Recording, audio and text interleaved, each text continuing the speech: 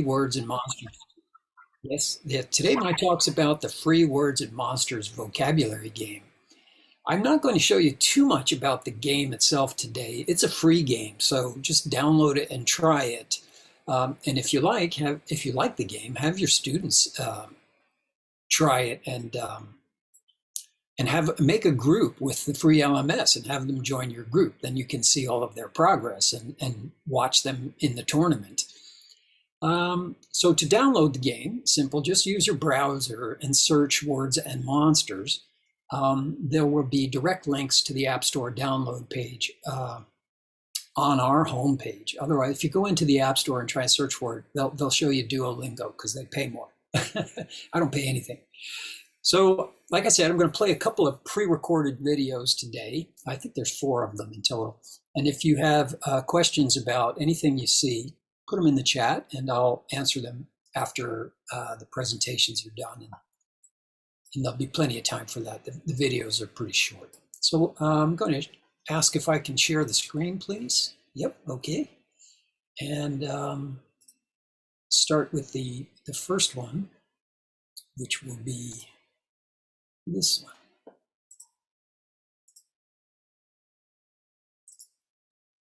All right. Now, where is that?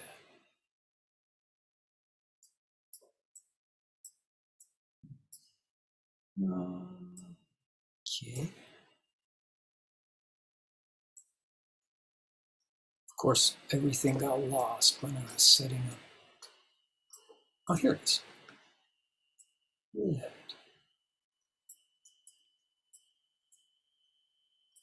So first we'll just see a brief introduction to the game and the kind of the thinking behind it.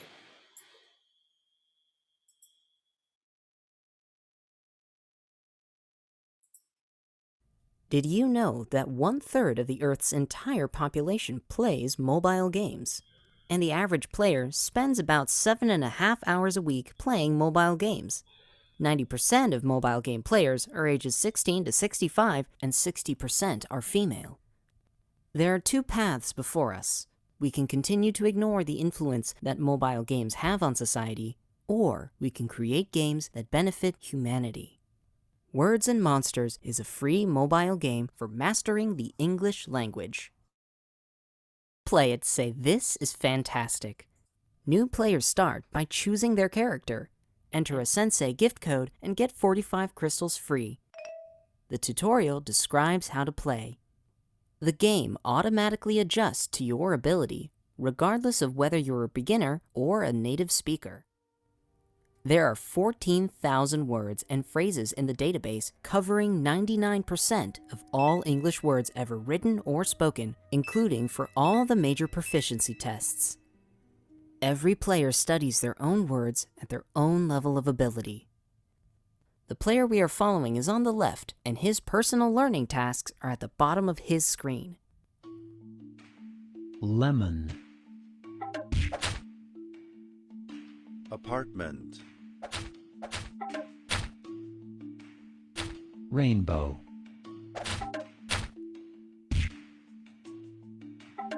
Head. Imagination. Cute. Postcard.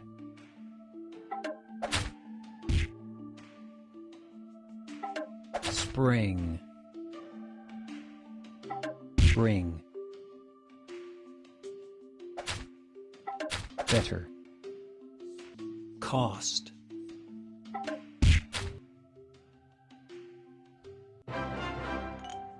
If we beat the monster, we all win crystals. Donate crystals to win powerful weapons and accessories for your character.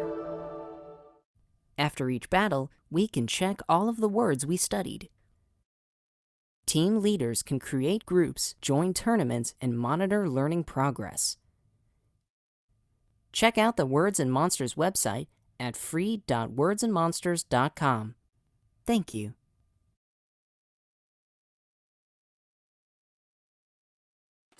Okay, well, that was the first one.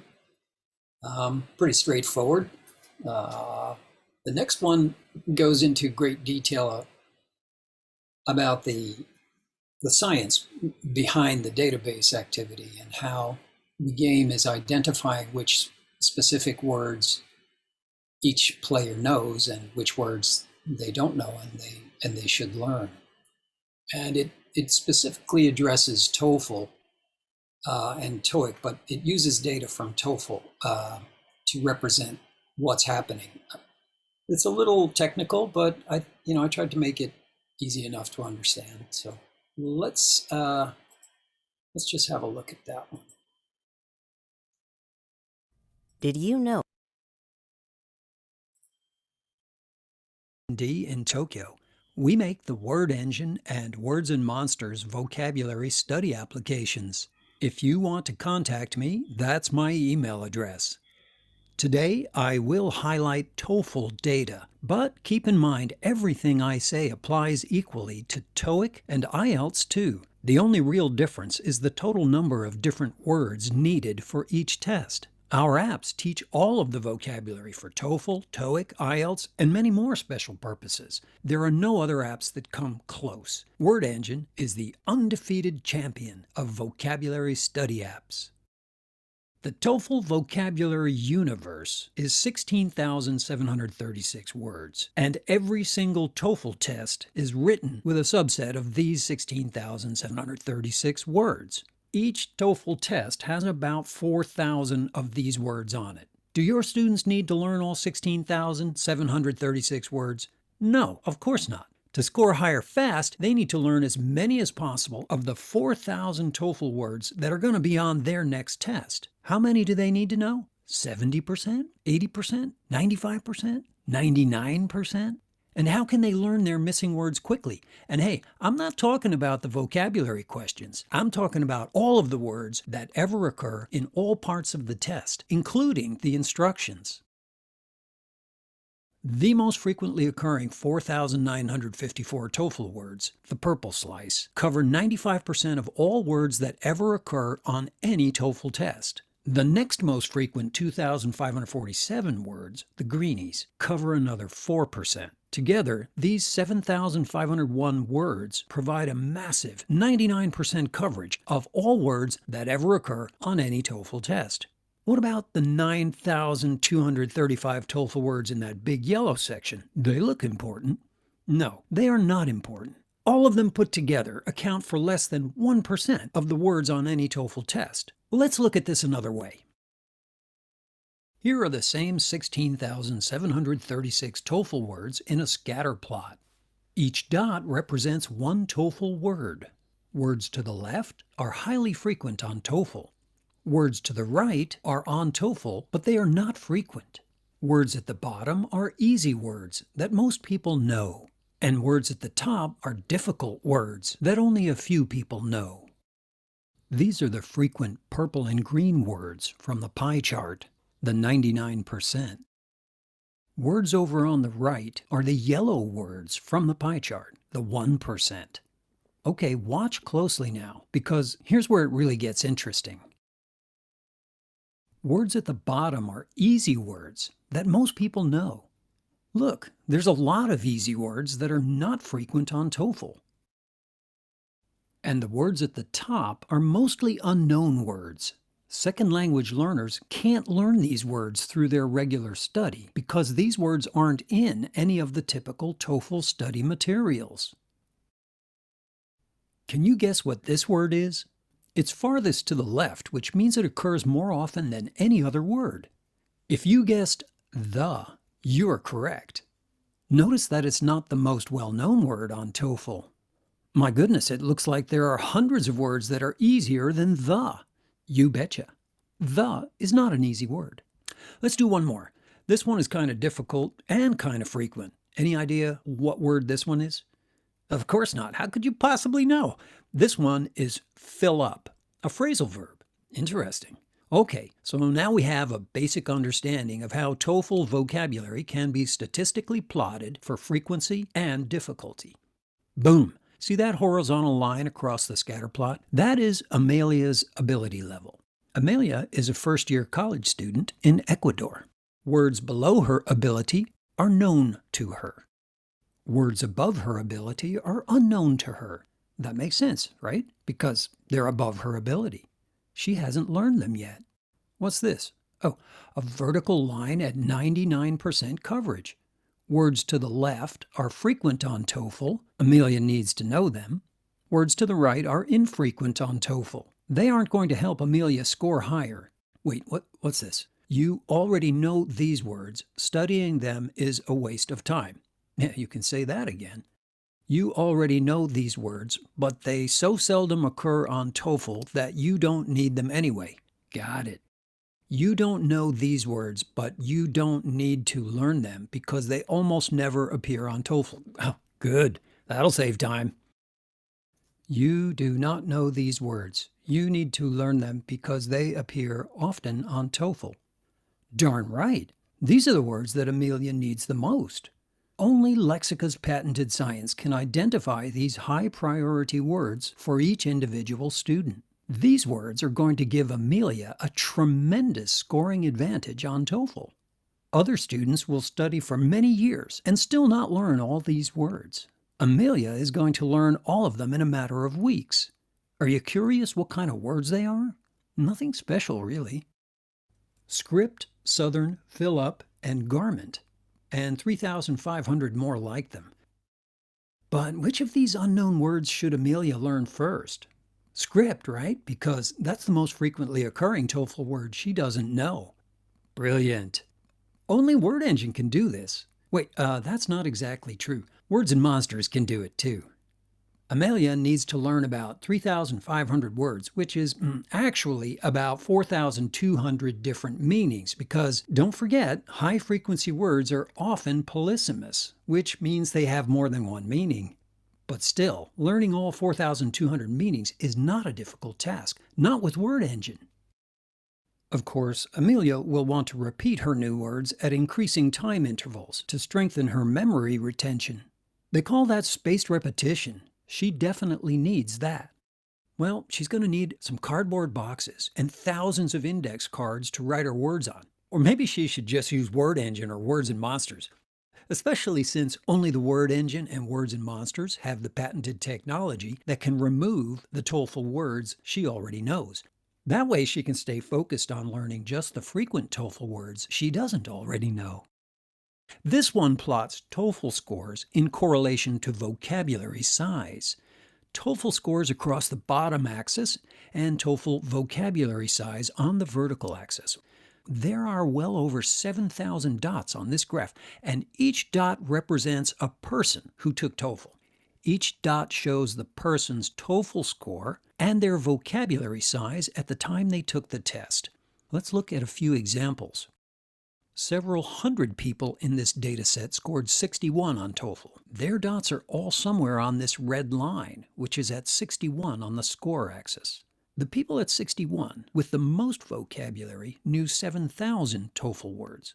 The people at the bottom only knew about 2,900 TOEFL words. However, the average TOEFL vocabulary size for the several hundred people who scored 61 on TOEFL IBT is about 4,800 TOEFL words. What about for a score of 74? About 80 people in this data set scored exactly 74 on a TOEFL IBT. Some of them knew 7,200 TOEFL words, and some of them knew 4,500 TOEFL words. The average TOEFL vocabulary size at 74 is about 6,000 TOEFL words. A function of this spreadsheet program creates that black regression line and reports the correlation between vocabulary size and TOEFL scores. 0.81 correlation means that vocabulary size is a darn reliable way to project a TOEFL score. In fact, it is almost as reliable as the TOEFL itself. So, wait.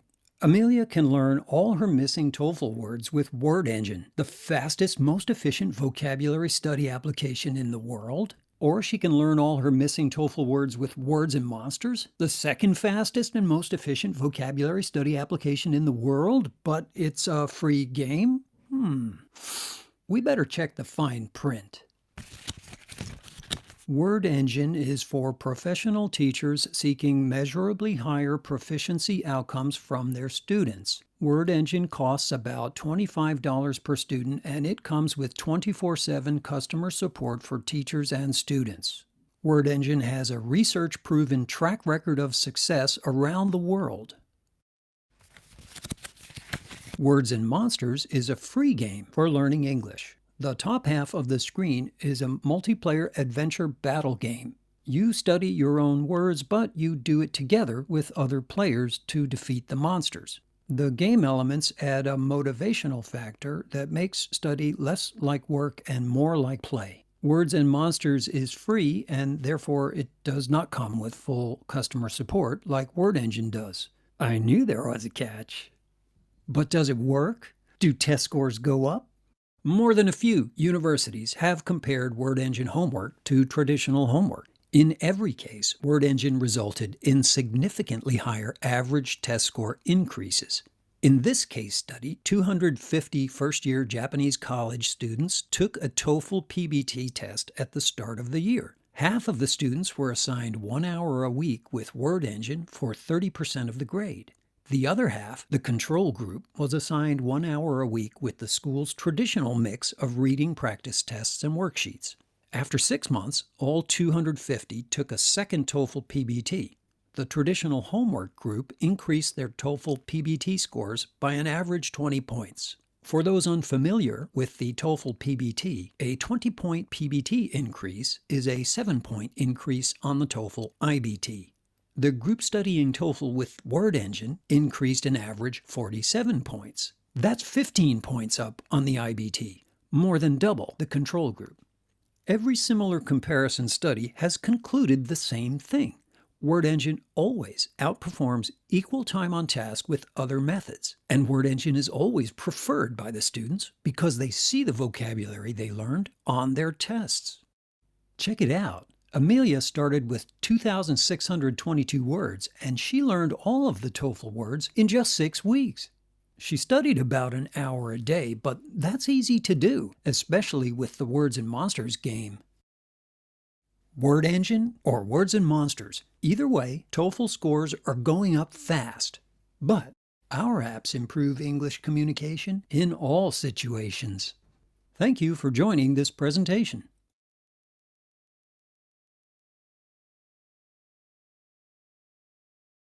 Okay, so the reality is a lot of clients for Word Engine use it because they want scores to go up on tests, and that reflects well on the teaching staff and the department. So, of course, Words and Monsters can do that too because it's using the same database, but I'm hoping to kind of break out to a broader audience, including people over 40 who want to keep their brain sharp by not losing vocabulary, but increasing their vocabulary. So it's a different kind of experience, and one that we hope is intrinsically motivating, that's self-motivating. People will continue playing it. But learning vocabulary is work. I mean, matching crystals in Candy Crush Saga is low-level work. Actually trying to remember the meaning of a word you learned last time you played is burning calories. So, you can only do it for so long, and then you're tired because you've been firing up a lot of brain circuitry. But it's really good for you. Keeps you sharp. That's what I have so far about the technology. I think it maybe wasn't clear, but you saw Amelia's ability level across the dots, the scatter plot, right? So if you're a native speaker, your ability is much higher up on that scatter plot. You know many more words. Quite frankly, you're missing some words for TOEFL because if they didn't have words you didn't know, they wouldn't be able to score tests. So they need words that are extremely obscure on the tests. And they're there. So yeah, you could probably, even a native speaker would find maybe 100 words for TOEFL that they could study with the game or with Words and Monsters. But generally speaking, you'll know the bulk of the words, the vocabulary that appears on a TOEFL or TOEIC is easier. IELTS is easier still.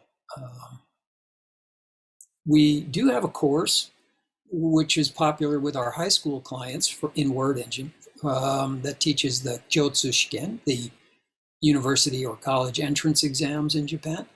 And that one produces score estimates in terms of hensachi. So you can see the current hensachi of your students, and you can track their progress as they acquire more vocabulary. Let's see. I have another video, which is an interview with a player in India. He's actually he is the first player in India of the game, and I was just uploading it to YouTube. I think it's there now. Let's have a look.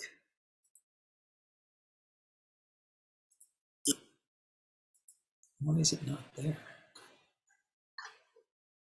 Oh, I know why. Because it's a secret video. It's not public. Your videos. There it is. All right.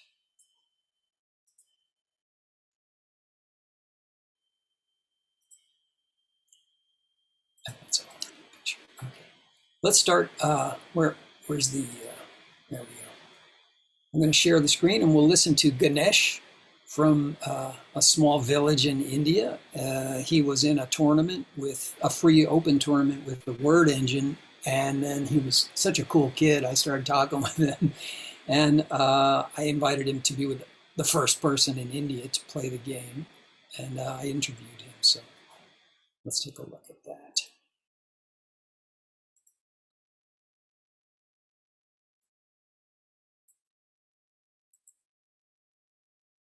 Have you recently downloaded a mobile game?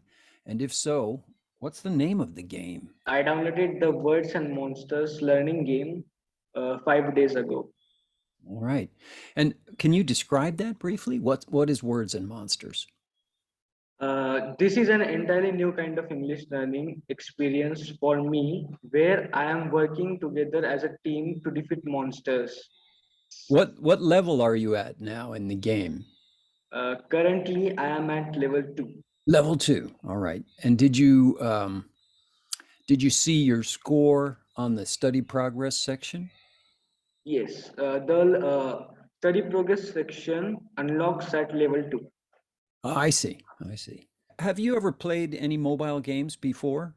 I played numerous games on my phone before, and most of them were in category of action and adventure. I see. What kind of game is it? It's an learning game, English vocabulary learning. Yeah. Learning game. So did you like it? Yeah, I loved it. Oh, good. I'm so glad. What did you like about it? One of the most favorite part of the game I like about the ancient temple and fairy. Our Indian culture always taught us to donate the needy ones. In the game, we go to fairy and we donate her 15 diamonds, which we earn in match points. And she gives us armor, weapons, headgears, etc. in return. Also, the background sound is very euphonious. So do you think other students will like Words and Monsters? Yeah, I mean, players will love Oh, Words and Monsters. do you have your game? Okay, get your phone and then let's play a group battle, you and me together. Sure. Okay. Okay. Okay. Give me 5 minutes. Okay.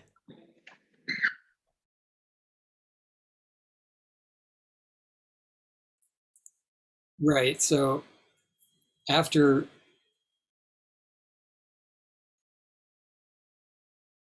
I'll get to that question, Ellie, in a minute. After talking with my new players in India and Pakistan and Ecuador and so forth, I haven't and their teachers. I've recognized that we need to add the next phase of the game, which is pronunciation practice, because Ganesh actually has a really big vocabulary, and clearly his problem is the way he delivers his English and the pronunciation of the individual words and the phonemes that are problematic for the Indian culture, for people whose native family language is Hindi. The Urdu speakers in Pakistan, they have their own unique problems, and of course, Japanese learners have their own specific issues regarding pronunciation and so forth. So I'm not sure how long it'll take us, but I definitely have the technology available. It's not that complicated to, you just have to integrate it to create questions and tasks where the student must speak to pass or hit the monster and so forth. I think it's a little too stressful to have a multiplayer battle where they have to speak while they're in a competition to beat the other players to beat the monster, and it'll probably only apply in the solo battles, or maybe we'll give it a different context, but that'll definitely come because there's a big need for it. So now I have one more video that gets into how spaced repetition works in the game, but I'm not sure if you're interested in that. It's not anything new. Spaced rep's been around for 130 years. So if you want, it's about 3 or 4 minutes long. We can watch that one, or we can just skip it and go to some questions about the game. Ellie, you want to watch the spaced rep video? Is that what the thumbs up means, or skip it? Yeah, I want to watch it. Oh, okay. Yeah, it's pretty good. I'm getting good at these tutorial videos, right? Because the game is launched now, so I don't have to do all the management with the dev team. I mean, we're a small company. There's only 6 of us now, so I've started making videos that explain stuff that I should have done years ago, like spaced repetition. But hang on, let me pull it up.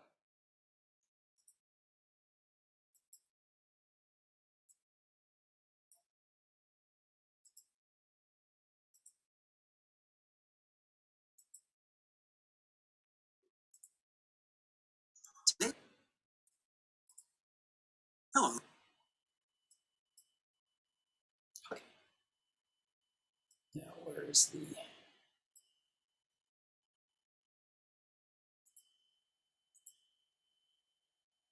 All right, here we go. Hello, I'm Guy Cihi from Lexica R&D in Tokyo, Japan. Today we're going to have a quick look at spaced repetition, the science of long-term memorization. From the day we speak our first words until the day we discover our life's passion, we're always learning. We spend so much time learning, but what do we actually know about the best way to learn? Well, it turns out we don't really know much, because the most common way people approach learning is also one of the worst ways. And yet we all do it. It's called cramming. Maybe before a test, or maybe before a presentation. Psychologists call it mass learning. Sure, it works for a little while, but after a couple of weeks, all of that precious new knowledge is gone. There must be a better way, right? Well, there is. The most surprising thing about it is that it's like 140 years old. In the 1880s, Dr. Hermann Ebbinghaus conducted his experiments and published his research on human memory processes. He discovered the fastest way to develop long-term memory of new knowledge. Today, we would call it a memory hack. Ebbinghaus called it spaced repetition. Instead of studying something repeatedly over an intense period, we space the rehearsals of new knowledge over increasing time intervals. Each next review comes a little later than the previous one. First 1 day later, then 3 days later, then 10 days later, etc. With Words and Monsters, the patented V-check test determines your vocabulary ability, so the game can skip over the words you already know perfectly well. And then the spaced repetition system is set up so that you spend more time on the words you have trouble remembering and less time on the words you pick up very quickly. The combination of the V-check ability test with spaced repetition makes Words and Monsters the fastest way humanly possible to permanently acquire new vocabulary. So whether you're training to improve your general English ability or preparing for a specific test such as TOEFL, TOEIC, IELTS, or others like them, Words and Monsters is much more than just a fun game. It's a seriously fun game. And all you need is your phone and 10 minutes of your daily routine, and you'll be getting much smarter in the fastest way possible.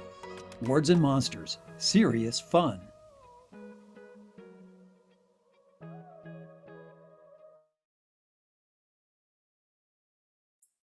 Well, there we go. Getting cute, right? I have music now.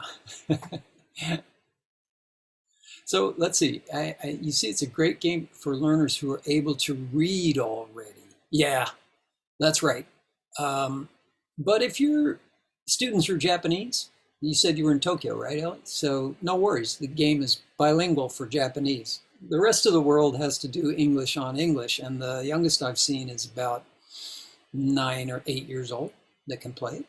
But they have to have, had some exposure to English in elementary school to be able to do it. So they need about,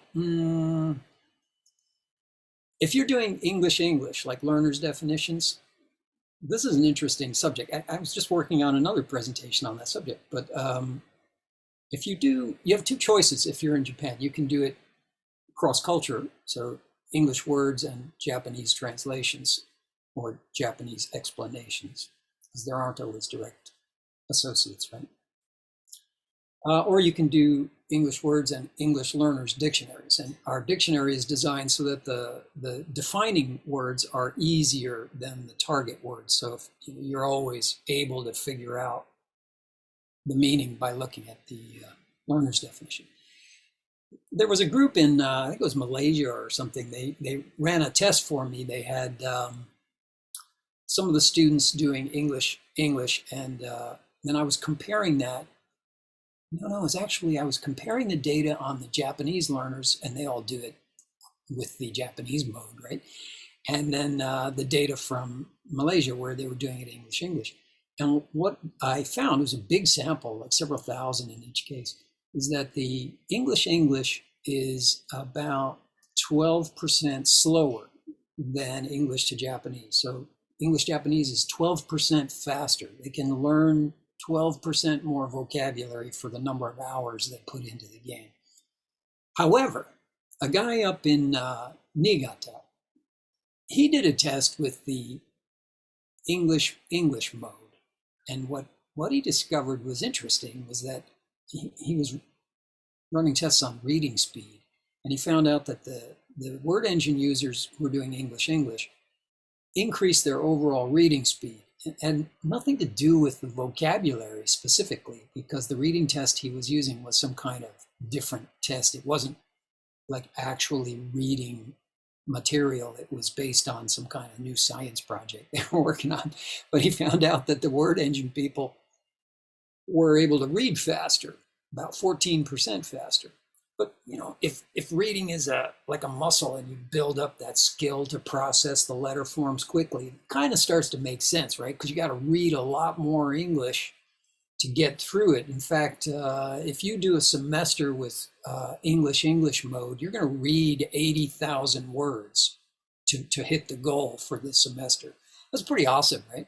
So, and they're all in context, right? The words are related to the meaning of that item, that word. So the context is the meaning, not some story or something.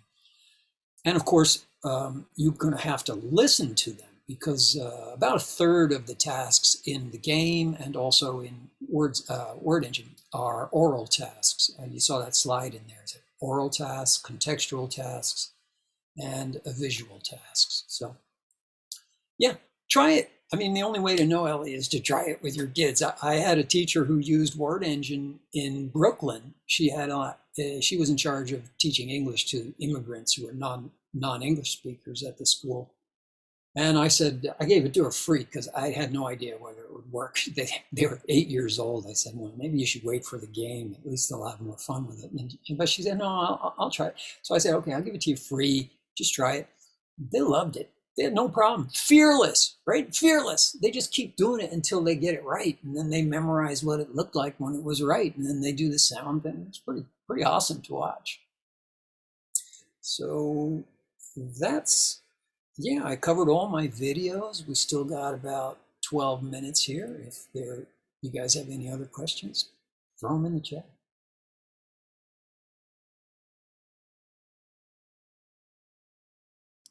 Is there any part about it that? Well, I'd like to try it out. Personally, I'm most interested in the youngest learners and the closer to total beginners, and that's this kind of technology and things you're using. I think there's so much potential for that, but that seems to be the group that is kind of the least developed because I think it's the most difficult. Unless you're doing what you said earlier, like a native, like for in Japan, the app is in Japanese. You're reading instructions in Japanese. You're doing translation equivalents or stuff. I'm kind of more interested in Yeah. the, going into an all English experience, but it's got to be designed very carefully so that the language is completely graded and beginners can kind of find their way through things based on the skills that they're picking up in a classroom. So I don't know. I'm just kind of curious about the It's future. like an after-school class for elementary school students. Is that what we're talking about? 7 and 8 years old? Yeah, I'm speaking from my own school that I have and the kind of students I work with mostly. So A lot of the private language school owners or yeah, teachers are dealing with children in Japan, and that's understandable. That's a big market here. Try it is all I can say. I will tell you that based on my experience, Japanese children 7 years old know 5 to 7 thousand words in Japanese by hearing them, and they can generally read from 3 to 5 thousand, or maybe 2 to 5 thousand, somewhere in there, Japanese words. That's plenty to get started. Our at the low level, the Japanese. Well, actually, there's some quirks in the database that predate my current understanding. I got to clean that up. For example, there's kanji in some of the translations of English words down at the 5 and 600 level. So we're talking about the 500, 600 most commonly known English words where most people start out. The translations in Japanese have kanji in them, and they shouldn't. They should all be hiragana and katakana at that level because, or what do they call that? Furigana, right? Because most of the kids at that age are not going to have been exposed to all the kanji that we have. So the original writers who were developing the definitions were targeting older learners, not the youngest learners. I don't know if there are, but there should be apps that are better suited for children. Maybe, but they're honestly, they're not very scientific. They're a lot of them are made by computer type people who have no background in education and don't bother to learn about it before they make the app. They just think, hey, I speak English, so I can make an app. But kids are. Was it 2 years ago with Word Engine? Because we're all over Japan and the world with Word Engine, right? And we're getting these scores all the time. Every year we get the new high school leavers going into the first year of college, and I see all their scores. 2 years ago, all of the scores took a jump. The average scores in Japan all went up. And I thought to myself, that's interesting. And then I remembered the change. I think it went from 4th grade to 2nd grade, required English once a week in all the elementary schools in Japan. And then I did a quick check and correlated, and sure enough, it traced exactly back to the year that they lowered English to 2nd grade. So this has had a profound effect on the average level of vocabulary when kids are 17 years old. And in fact, the 2nd year was even more. It went up even more because the 2nd grade English teachers got a little more organized in what they were doing, 2nd and 3rd grade. So it's definitely had a good effect. I don't know, what grade is 7 years old? Ichinensei? Ninensei? yeah, that would be 2nd grade or Yeah, late. see, so they're not going to have any benefit from it. That's where they start. So yeah, you're SOL, as we say, buddy. Good luck. It's hard. Hey, you know what? Here's another way to look at it. You won't be losing that business, right? That segment of the market is always going to need somebody extremely patient who can work them through like the first 200 or 300 sight words, and then they can get into some kind of automated system. I don't make that. I actually want Words and Monsters to be played by housewives in their 40s and 50s. That's the ideal target for the game. Like Toon Blast and Candy Crush and the other games that are out there. That is the ideal market. So one of our marketing campaigns is like, are you over 40? Keep your brain sharp with Words and Monsters.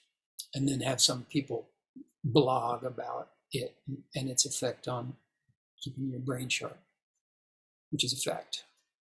After age 30, your vocabulary, unless you read and write a lot of technical material for your work, your vocabulary is going to slowly decline in size. 28 is like the peak vocabulary size. This everybody. So peak native language, peak second language, and then use it or lose it. So gradually it's going to decline. So after 40, stimulating the brain with reawakening those circuits of meanings, the connections, and consolidating that is extremely valuable for cognitive function.